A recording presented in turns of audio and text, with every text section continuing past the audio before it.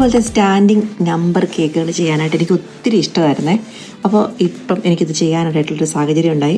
എൻ്റെ ഒരു ഫ്രണ്ടിൻ്റെ പപ്പയുടെ ബർത്ത്ഡേ ആണ്. പപ്പയും മമ്മിയൊക്കെ നാട്ടിൽ നിന്ന് വന്നിരിക്കുകയാണ്. അപ്പോൾ ഇവിടെ സ്പെഷ്യലായിട്ട് ഈ ബർത്ത്ഡേ സെലിബ്രേറ്റ് ചെയ്യുമ്പോൾ കേക്കും കുറച്ച് സ്പെഷ്യലായിരിക്കണമല്ലോ.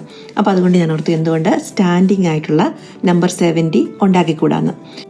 ശരിക്കും പറഞ്ഞാൽ ഇതൊരു ഭയങ്കര റിസ്കി ആയിട്ടുള്ളൊരു കേക്കാണ്. കാരണം ഈ 2 നമ്പേഴ്സും സെപ്പറേറ്റ് ആയിട്ട് തന്നെ നേരെ നിൽക്കണം. പിന്നെ അതുപോലെ ഇതിൻ്റെ ട്രാൻസ്പോർട്ടേഷൻ, ഹോട്ടലിൽ കൊണ്ട് ഇത് സെറ്റ് ചെയ്യുക എന്നൊക്കെ പറയുന്നതും ശരിക്കും പറഞ്ഞാൽ കുറച്ച് ടെൻഷനുള്ള കാര്യങ്ങളായിരുന്നു. എന്നാലും ദൈവത്തെ മനസ്സിൽ വിചാരിച്ച് ഒരു ചലഞ്ച് ഏറ്റെടുക്കുന്നത് പോലെ ഞാൻ ഈ ഡിസൈൻ ചെയ്യാനായിട്ട് തീരുമാനിച്ചു. ഇങ്ങനെയുള്ള കേക്കുകളൊക്കെ ചെയ്യുമ്പോൾ നമ്മൾ ആദ്യം ശ്രദ്ധിക്കേണ്ടത് നമുക്ക് വേണ്ട സൈസിലും ഷേപ്പിലും അതിൻ്റേതായ ഒരു മോഡൽ കട്ട് ചെയ്തെടുക്കുക എന്നുള്ളതാണ്. അപ്പോൾ ഒരു ചാർട്ട് പേപ്പറിൽ ഞാൻ ഈ 70 കട്ട് ചെയ്തെടുത്തു. അപ്പോൾ അത് വെച്ച് നമുക്ക് ഇതിന് ആവശ്യമായിട്ടുള്ള കേക്ക് ബോർഡിൻ്റെ സൈസ്, അതുപോലെ ഇതിൻ്റെ സ്റ്റാൻഡിങ് കേക്ക് ആകുമ്പോൾ അതിനകത്ത് ഉറപ്പായിട്ടും ഒരു സപ്പോർട്ടിങ് സ്റ്റീൽ റോഡ് വേണം. ആ റോഡിൻ്റെ സൈസ് ഇതൊക്കെ നമ്മൾ കാൽക്കുലേറ്റ് ചെയ്ത് മെഷർ ചെയ്ത് നമ്മൾ കട്ട് ചെയ്തെടുപ്പിക്കണം. അതിനുശേഷം ഇതിനെ ഫിക്സ് ചെയ്യുക. ഇതിൻ്റെ പ്രീ പ്ലാനിങ് എന്ന് പറയുന്നത് വളരെ ഇമ്പോർട്ടൻ്റ് ആണ്. കണക്കുകൾ തെറ്റാതെ സൂക്ഷിക്കേണ്ടതുണ്ട്. ഇവിടെ ഒരു റെക്റ്റാങ്കിൾ കേക്കാണ് ഞാൻ ഉണ്ടാക്കിയത്. ശരിക്കും ഓരോ ബ്ലോക്കുകൾ വെച്ച് നമ്മൾ ഓരോ ഷേപ്പ് സിമെൻറ്റ് ചെയ്ത് ഉറപ്പിക്കുന്ന രീതിയിൽ തന്നെ ഓരോ കേക്ക് പീസ് വെച്ച് അതിൻ്റെ മുകളിൽ സിമെൻറ്റിന് പകരം നമ്മളിവിടെ ചോക്ലേറ്റ് ഗനാഷ് യൂസ് ചെയ്യുന്നു. അങ്ങനെ ഓരോന്ന് ബിൽഡ് ചെയ്ത് കൊണ്ടുവരികയാണ്. ഈ സ്റ്റീൽ റോഡിന് കേക്കുമായിട്ട് ഡയറക്റ്റ് കോണ്ടാക്റ്റ് ഉണ്ടാവാതിരിക്കാനായിട്ട് ഒരു സ്ട്രോ നമ്മൾ അതിലേക്ക് ഇട്ടിട്ടാണ് കേക്കുകൾ സെറ്റ് ചെയ്യുന്നത്.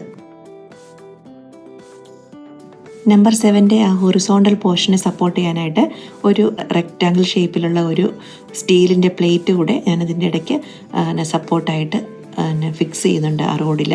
എന്നിട്ട് അതിൻ്റെ മുകളിലാണ് ഈ ഹൊറിസോണ്ടൽ പോർഷനിലേക്ക് വേണ്ട കേക്ക് പീസുകൾ വെക്കേണ്ടത്. അല്ലെങ്കിൽ അങ്ങനെ ചെയ്തില്ലെങ്കിൽ ഈ നമ്പർ 7 നേരെ നിൽക്കത്തില്ല.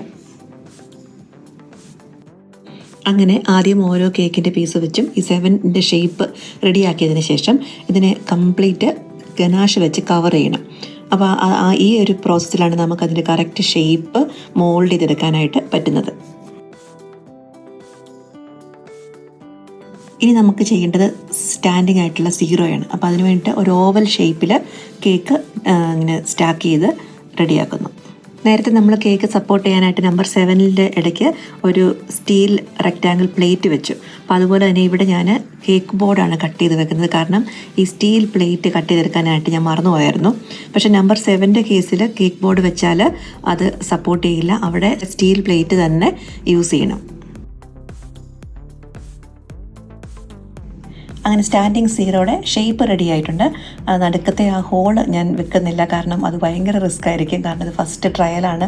അപ്പോൾ നെക്സ്റ്റ് ടൈം ചെയ്യുമ്പോൾ ഇനി സീറോ ആയിട്ട് തന്നെ ഉണ്ടാക്കാനായിട്ട് ഞാൻ ട്രൈ ചെയ്യുന്നതായിരിക്കും. അപ്പോൾ ഇപ്പം നമ്മൾ ഓവൽ ഷേപ്പിൽ ഒരു സ്റ്റാൻഡിങ് പ്ലേറ്റ് പോലെ റെഡിയാക്കി ഇനി ഇതിനെ ഫുള്ള് ഗനാഷ് ചെയ്ത് സെറ്റ് ചെയ്യാൻ പോവാണ്. അങ്ങനെ 70യുടെ ഒരു ഷേപ്പ് റെഡിയായി. ഇത് ഫ്രിഡ്ജിലൊക്കെ വെച്ച് ഇരുന്ന് സെറ്റായതിനു ശേഷമുള്ള ഒരു ലുക്കാണ്. ശരിക്കും നോക്കിയാൽ ഒത്തിരി അപാകതകളൊക്കെ ഉണ്ട്. പക്ഷെ എന്നാലും ആദ്യത്തെ ട്രയൽ എന്ന നിലയിൽ ഞാൻ ഹാപ്പിയാണ്. ഇനി ഇതിനെ നന്നായിട്ട് സ്മൂത്ത് ചെയ്യാനുണ്ട്. നമുക്ക് സൂക്ഷിച്ച് നോക്കിയാൽ അറിയാം, കുറേ റഫായിട്ടുള്ള ഒരു സർഫസാണ് അതിന്, അല്ലേ?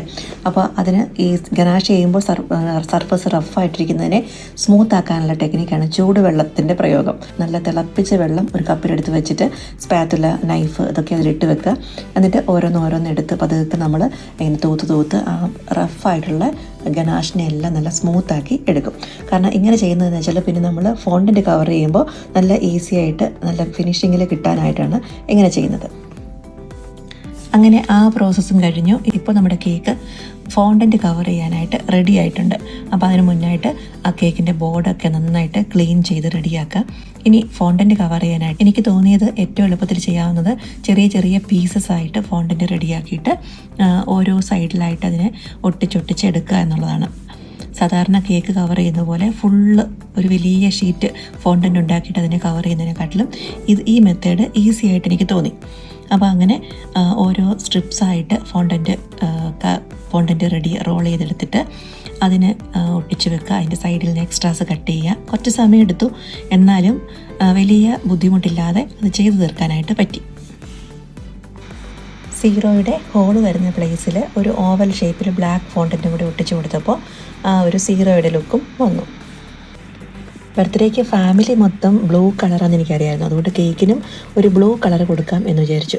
എയർ ബ്രഷിൻ്റെ സ്കൈ ബ്ലൂ കളറ് ഓൾറെഡി എൻ്റെ കയ്യിലുണ്ട്. എങ്കിലും നേവി ബ്ലൂവിൻ്റെ ലൈറ്റ് ഷെയ്ഡ് വേണമല്ലോ എന്ന് വിചാരിച്ച് ഞാൻ പോയി പുതിയ കളറ് വാങ്ങിച്ചു. അവരെ കാണിച്ചിട്ടാണ് വാങ്ങിച്ചത്. പക്ഷേ അവരെന്നെ ചതിച്ചു ഗൈസ്. എനിക്ക് കിട്ടിയ കളറ് സ്കൈ ബ്ലൂ തന്നെ ആയിപ്പോയി. അപ്പോൾ അതിലെനിക്ക് ചെറിയൊരു വിഷമമുണ്ട്. കാരണം കറക്റ്റ് ആ കളറ് കൊണ്ടുവരാനാണ് ഞാൻ ആഗ്രഹിച്ചത്. പക്ഷെ സാരമില്ല അല്ലേ.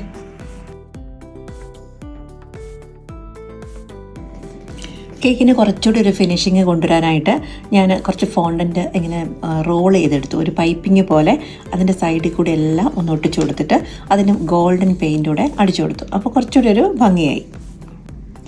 കേക്ക് അങ്ങനെ റെഡിയായി. ഇനി ഏറ്റവും വലിയ ടാസ്ക്കാണ് കേക്കിനെ പാക്ക് ചെയ്ത് സേഫായിട്ട് ഹോട്ടലിൽ കൊണ്ട് എത്തിക്കുക എന്നുള്ളത്. ഇങ്ങനെയുള്ള സാഹചര്യങ്ങളിലൊക്കെ എൻ്റെ കൂടെ നിന്ന് നല്ല കട്ടയ്ക്ക് സപ്പോർട്ട് ചെയ്യാനും കൂടെ വരാനും ഒക്കെ ഹെൽപ്പ് ചെയ്യുന്ന ഒരു ഫ്രണ്ടുണ്ട് എനിക്ക്. എൻ്റെ വീട് തൊട്ടടുത്താണ് പുള്ളിക്കകത്ത് താമസിക്കുന്നത്.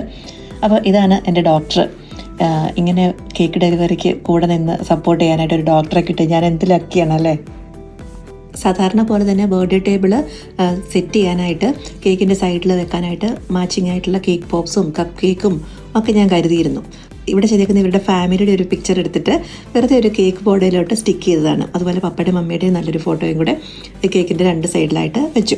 പിന്നെ കളർ തീമിനനുസരിച്ചിട്ടുള്ള കുറച്ച് ആർട്ടിഫിഷ്യൽ ഫ്ലവേഴ്സും പിന്നെ കുറച്ച് ലൈറ്റും അങ്ങനെയൊക്കെ വെക്കുമ്പോഴത്തേക്ക് തന്നെ ടേബിൾ ഒരുവിധം ഭംഗിയായി. അപ്പോൾ ഇതായിരുന്നു ഞങ്ങളുടെ പപ്പയുടെ ബർത്ത്ഡേക്ക് വേണ്ടിയിട്ട് ഞങ്ങൾ കരുതിയ ചെറിയ സർപ്രൈസ്. ഞങ്ങളുടെ പ്രിയപ്പെട്ട പപ്പയ്ക്ക് എല്ലാവിധ ആശംസകളും ഒരിക്കൽ കൂടി നേർന്നുകൊണ്ട് ഞങ്ങൾ ഈ വീഡിയോ ഇവിടെ അവസാനിപ്പിക്കുന്നു. എല്ലാവർക്കും നന്ദി.